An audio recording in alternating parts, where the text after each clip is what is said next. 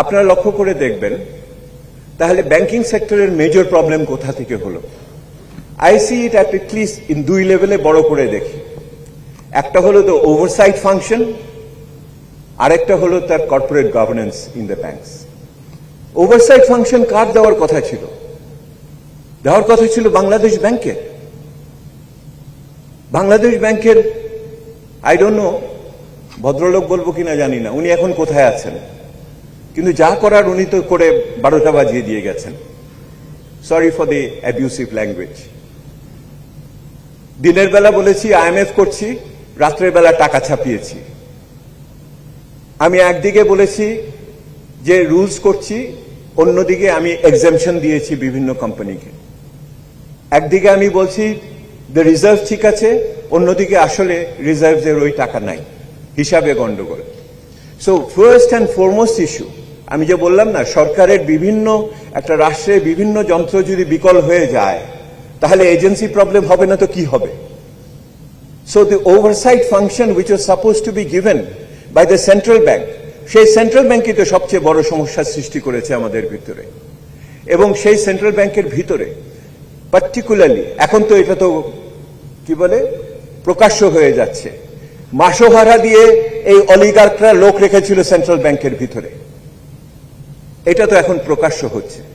So আগামী দিনে যদি আমার রিফর্মস এর শুরু করতে হয়, we can't ignore the oversight functions. আমাদের যাদের দেখভাল করার কথা তারাই যদি দেখভাল করতে না পারে তাহলে আমি কিসের রিফর্ম করব এটার ভিতরে?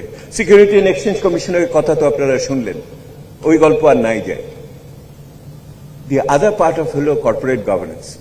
কর্পোরেট গভর্নেন্সের ভিতরে আপনি লক্ষ্য করে দেখেন, এক তো হলো সরকার তার নিজের লোক ওখানে বসালো, এবং যেই সমস্ত ডাইরেক্টররা, আমার সৌভাগ্য হয়েছিল 96 থেকে 2000 সালে আমি জনতা ব্যাংকের ডাইরেক্টর ছিলাম। লেট ল্যামেন্টেড কিবরিয়া সাহেব সেই সময় প্রথম সেই সময় বাইরের প্রফেশনালসদের এইখানে ডাইরেক্টর করেছিলেন, এবং সেই সময়ের পরে এরপরে যে ডাইরেক্টরগুলো হলো এরা তো ওখানে ব্যবসা করলো বসে, ইউ নো দ্যাট। ওখানে যারা দিল এদের কিভাবে চয়েস করা হলো, কিভাবে সিদ্ধান্ত, ওই যে বললাম যখন অলিগার কাজ করে সে সব জায়গাতে একসাথে তার অক্টোপাসের মতো সুর বিস্তার করে। ওই যে ডাইরেক্টরস গুলো দিল সরকার, ওই প্ল্যানিং ফাইন্যান্স মিনিস্ট্রি থেকে দিল, তারা প্রত্যেকে ওইখানে বসে ব্যবসা করলো এবং সেটার ভাগ তো অনেকেই পেল। এটা তো কোনো গোপন ব্যাপার না। একই রকম ভাবে কি হলো দেখেন, ওই ওভারসাইট ফাংশনে বাংলাদেশ ব্যাংক বলছে নতুন ব্যাংকের দরকার নাই, তারপরেও প্রধানমন্ত্রী অফিস থেকে নতুন ব্যাংক দেওয়া হচ্ছে। কাকে দেওয়া হচ্ছে এটাও আমরা দেখতে পাচ্ছি, যাদের কোনো যোগ্যতা নাই একটা ব্যাংক চালানোর মতো বিশ্বাসযোগ্য প্রতিষ্ঠান তৈরি করার ভিতরে। উইদিন দ্য কর্পোরেট গভর্নেন্স কি হলো আপনারা দেখেন, শুধুমাত্র not only within the government banks যেখানে ডাইরেক্টর দেওয়া হলো, যে আমি বলছি যে রাজনীতির লোকেদের, what happened with the private banks, first generation, second generation, third generation. এবং প্রাইভেট ব্যাংকের ভিতরে আপনারা লক্ষ্য করে দেখেন কি দাঁড়ালো কি, আমি একটা উদাহরণ দিই।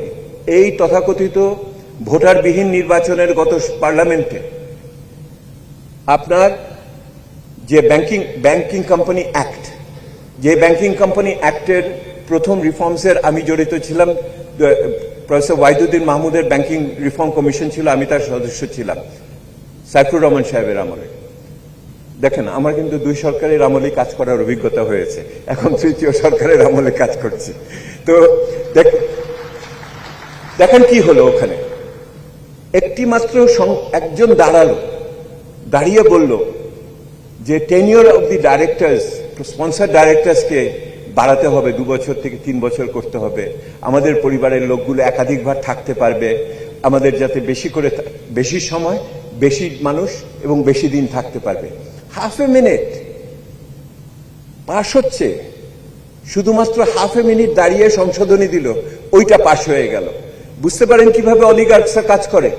তারা শুধু যে ওভারসাইট ফাংশনে কাজ করে তা না, তারা আমাদের লেজিসলেটরে কাজ করেছে ওই রকম ভাবে। So your look at the state structure, যেই স্টেট স্ট্রাকচারের ভিতরে আপনার ওখানে যারা আইন করে, দ্য লেজিসলেটিভ অর্গান, যারা আমার নির্বাহী অর্গান, যেটা আমার এক্সিকিউটিভ, এবং যেটা আমার জুডিশিয়ারির কথা বেশি বলি না, কন্টেম্প্ট হয়ে যাবে। আমার পিতা সুপ্রিম কোর্টে যাচ্ছিলেন, আমি সম্মান দিয়েই রেখে গেলাম এটা আজকে। তারা তিনজনে একত্রিত হয়ে পুরো দেশটাকে এই অবস্থায় নিয়ে এসেছে। So what we are talking about, আপনারা বলেন না সংস্কারের কথা, রাষ্ট্রের মেরামত করার কথা বলেন না। এই রাষ্ট্রের মেরামত যদি না হয়, এই 2 পয়সার সংস্কার করে আপনি টিকতে পারবেন না।